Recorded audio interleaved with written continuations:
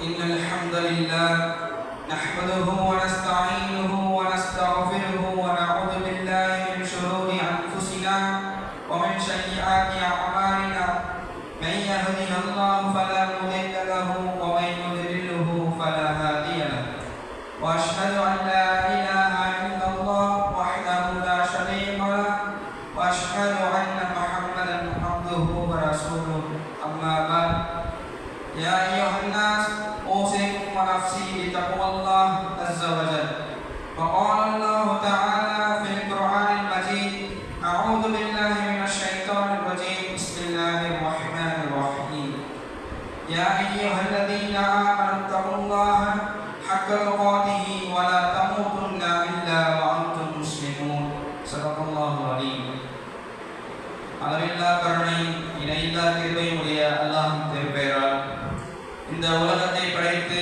பரிபாலிக்கின்ற எல்லாம் அல்ல அல்லாஹ் ஒருவனுக்கு எல்லா புகழும் உரித்தாகட்டுமாக.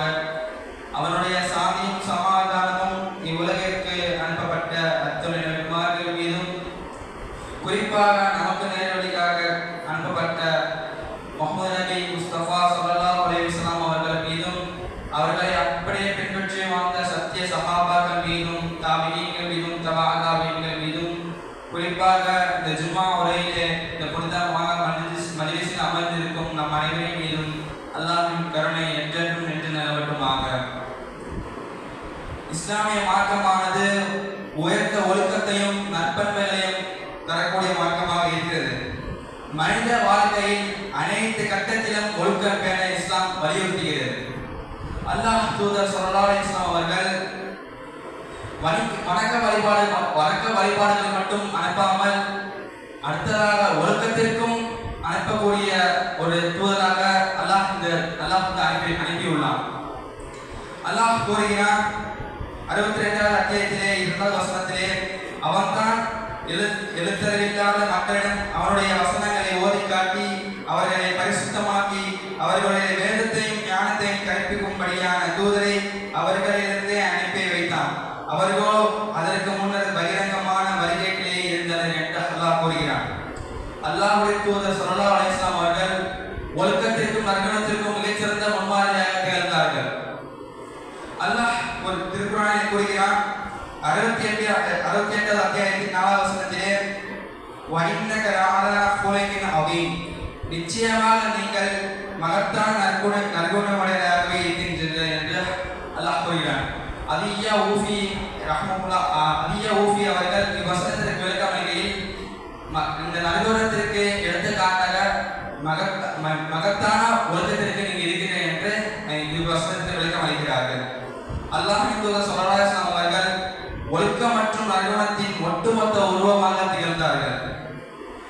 ஒருமுறை ஸஅத் ரலியல்லாஹு அவர்கள் அன்னை ஆயிஷா அவர்களை சந்தித்தார்கள். அப்பொழுது ஸஅத் அவர்கள் அன்னை ஆயிஷா அவர்களிடம் கேட்டார்கள், நபி ஸல்லல்லாஹு அலைஹி வஸல்லம் குணமானது எவ்வாறு இருந்தது என்று கேட்டார்கள். அப்பொழுது ஆயிஷா அவர்கள் கேட்கிறார்கள் ஸஅத் அவர்களிடம், நீங்கள் குர்ஆனை ஓதி இருக்கிறீர்களா என்று கேட்டார்கள். நான் குர்ஆன் ஓதி இருக்கின்றேன். ஆயிஷா அவர்கள் நபி ஸல்லல்லாஹு அலைஹி வஸல்லம் குணமானது முழுக்க குர்ஆனாகவே இருந்தது என்று ஆயிஷா அவர்கள் கூறினார்கள். இஸ்லாம் மனிதன் தன் வாழ்க்கையில் கடைபிடிக்க வேண்டிய பல்வேறு ஒழுக்கத்தையும் இஸ்லாம் கற்றுத் தருகிறது. ஆனால் இந்த உரையில் கல்வி குறித்து மார்க்கம் கூறியுள்ள ஒழுக்கத்தை மட்டும் இந்த உரையில் கூற ஆசைப்படுகின்றேன். ஒழுக்கம் இல்லாதவனுக்கு கல்வி இல்லை. கல்வியை தேடக்கூடியவர்கள் ஒழுக்கத்தை கடைபிடிக்க வேண்டும் என்றால் அது தேவையில்லை. ஒழுக்கம் இல்லாமல் கல்வி பெறுவதால் எவ்வித பயனும் இல்லை. கல்வியை தேடுபவர்கள் எண்ணம் நல்லதாகவே இருக்க வேண்டும். எல்லோருக்கும் தெரிந்த ஹதீஸ் தான், இன்னமல் அமாலு பின்னியாத், நிச்சயமாக செயல்கள் அனைத்தும் எண்ணங்களை பொறுத்து அமைகின்றன. இது புகாரியில் 1வது ஹதீஸாக இடம்பெற்றுள்ளது. நியத் சரியில்லாமல் ஒருவர் கல்வியை பெற்றால் அந்த கல்வி அவருடைய சொர்க்கத்திற்கு அழைத்து செல்லாது. மறுமையில் முதலாவதாக தீர்ப்பளிக்கப்பட்டு நரகத்தில் நுழைக்கப்படும் 3 நபர்களில் ஒருவர் கல்வி கற்றவர் என்று நபி ஸல்லல்லாஹு அலைஹி வஸல்லம் அவர்கள் கூறினார்கள். அல்லாஹ்வின் தூதர் ஸல்லல்லாஹு அலைஹி வஸல்லம் அவர்கள் மகத்துவமும் மேன்மை மிக்க அல்லாஹ்வின் திருப்தியை நாடி கற்க வேண்டிய கல்வியை யார் இந்த உலகத்தில் ஏதோ ஒரு குறிக்கோளை கொண்டு கற்கிறாரோ அவர் சொர்க்கத்தில் உள்ள வாடகை கூட அவர் நுகர மாட்டார் என்று நபி ஸல்லல்லாஹு அலைஹி வஸல்லம் அவர்கள் கூறுகிறார்கள். இது அபூதாவுதிலே 3656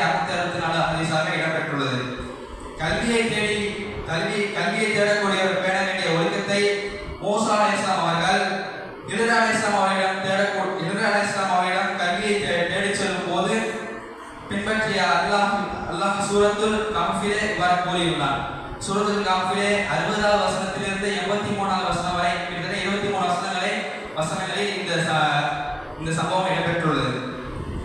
மாணவன் ஆசிரியரிடம் கல்வி கற்கும் போது ஆசிரியருக்கு முன் பணிவோடு அமர வேண்டும் என்பதே சஹீஹ் முஸ்லிமில் இடம்பெற்றுள்ளது. இதற்கு எடுத்துக்காட்டாக நபி ஸல்லல்லாஹு அலைஹி வஸல்லம் அவர்கள் ஒரு முறை என்னிடம் கேள்வி கேளுங்கள் என்று கூறினார்கள். மக்களை யாரும் கேள்வி கேட்கவில்லை, ஏனென்றால் அஞ்சினார்கள். அதிலிருந்து ஒரு நபர் வந்து நபி ஸல்லல்லாஹு அலைஹி வஸல்லம் அவருடைய முட்டிக்காலுக்கு முன் அமர்ந்து கேள்வி கேட்டார்கள். இந்த ஹதீஸானது சஹீஹ் முஸ்லிமில் இடம்பெற்றுள்ளது. ஒழுக்கமில்லாத கல்வி காகிதப்பூ போன்றது, அதாவது மனம் தராது. ஒரு பூச்செடி எடுத்துக்கொண்டால் அதில் எப்படி ஒவ்வொரு பூக்களும் மாசமுள்ளதாக வருகிறதோ அதே போல்தான் ஒவ்வொரு மாணவனுக்கும் ஒவ்வொரு மனிதனுக்கும் ஒழுக்கம் என்பது அதாவது தானாக வளர வேண்டும். எப்படி அந்த பூவின் வாசனை எல்லா மனிதர்களிடம் பரவி இருக்கிறதோ அந்த ஒழுக்கமுடைய மனிதனுடைய பெயர் எல்லா மனிதர்களிடம் பரவி இருக்க வேண்டும். ஒழுக்கம் இல்லாமல் கல்வி பயில்வதனால் எவ்வித பயனும் இல்லை. எனவே தான் இந்த சமுதாயத்துக்கு சிறந்த முன்னோர்கள் ஒழுக்கத்துடன் கூடிய சிறந்த ஆசிரியர்களிடம் தேடினார்கள். நபி ஸல்லல்லாஹு அலைஹி வஸல்லம் அவர்கள் தம்மை ஒரு ஆசிரியராக பணியாற்றி அறிமுகப்படுத்தினார்கள். நபித்தோழர்கள் அல்லாஹ்வின் தூதரை குறித்து கூறும்போது அவரை விட சிறந்த ஒரு ஆசிரியரை நாங்கள் இதுவரை பார்த்ததில்லை என்று நபித்தோழர்கள் கூறினார்கள். இமாம் இப்னு முபாரக் ரஹ்மத்துல்லாஹி அவர்கள் கூறினார்கள், 30 வருடம் நான் ஒழுக்கத்தை கற்றுக்கொண்டேன், பின்னர் தான் 20 வருடம் நான் கல்வியை கற்றுக்கொண்டேன் என்று முபாரக் அவர்கள் கூறினார்கள். எல்லா நல்ல ஆசிரியர்களும் நல்ல அறிஞர்களும் முதலில் ஒழுக்கத்தை கற்றுக்கொண்டு தான் பின்னர் கல்வியை கற்றுக்கொண்டார்கள். 17வது அத்தியாயம் 23வது வசனத்தில் அல்லாஹ் கூறுகின்றான், அவனை தவிர வேறு யாரும் வணங்காதீர்கள், தாய் தந்தையை மிக கண்ணியம் கொடுங்கள் என்று அல்லாஹ் கூறுகின்றான். இமாம் இப்ராஹிம் பின் வஹப் பின் ஸஹர் ரஹ்மத்துல்லாஹி கூறியதாவது, என்னுடைய தந்தை கூறினார், என் அருமை மகனே, நீ ஃபுகஹாக்களிடம் சென்று உலமாக்களிடம் சென்று அவர்களிடம் நற்குணத்தையும் ஒழுக்கத்தையும் நல்ல நல்ல உபதேசங்களையும் பெற்றுக் கொண்டு வா.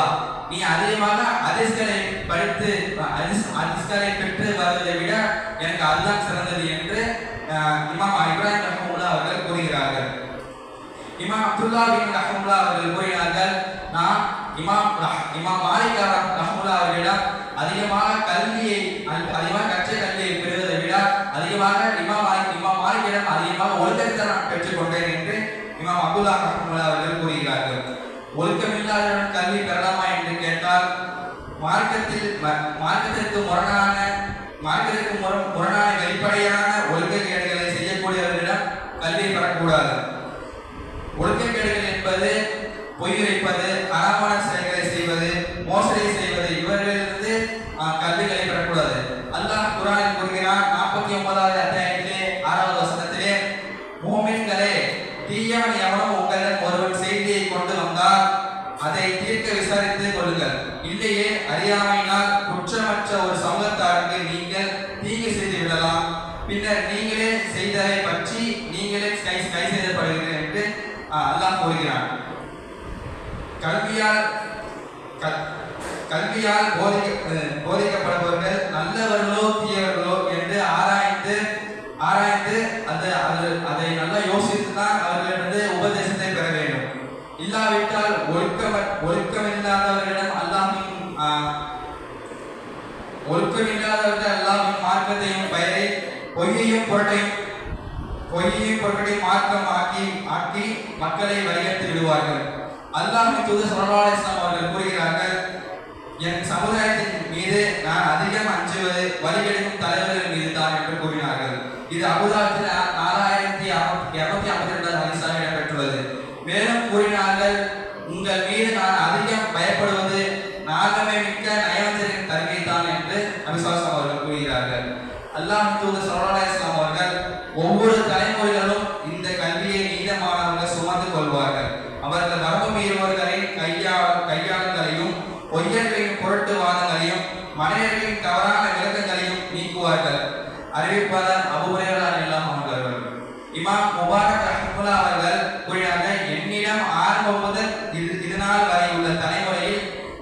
கல்வியை கற்ற ஒரு மனிதரை பற்றி என்னிடம் கூட்டால் நான் அவரை சந்திக்க முடியாமல் விட்டால் நான் அதற்கு வருந்தவில்லை. மாறாக என்னிடம் ஒரு ஒழுக்கத்துடன் ஒரு மனிதன் இருந்தால் அவனை பற்றி எனக்கு தெரிந்திருந்தால் அவனை நான் சந்திக்காமல் விட்டிருந்தால் அவனை பற்றி நான் அதிகமாக வந்திருக்கிறேன் என்று மாலிக் அவர்கள் கூறுகிறார்கள். எனவே நாம் ஒவ்வொருவரும் ஒழுக்கத்தையும் கற்று அதோடு கல்வியை கற்று நபி ஸல்லல்லாஹு அலைஹி வஸல்லம் எந்த அளவுக்கு அவருடைய குணம் குர்ஆனாக இருந்ததோ அதே அளவுக்கு நம்மளும் குர்ஆனோடு நம்முடைய குணமும் குர்ஆனாக இருக்க நம்ம அல்லாஹ் நமக்கு பாக்கியத்தை அருள் புரிவானாக. அது மட்டும் இல்லாமல் தௌஃபீக் செய்வானாக.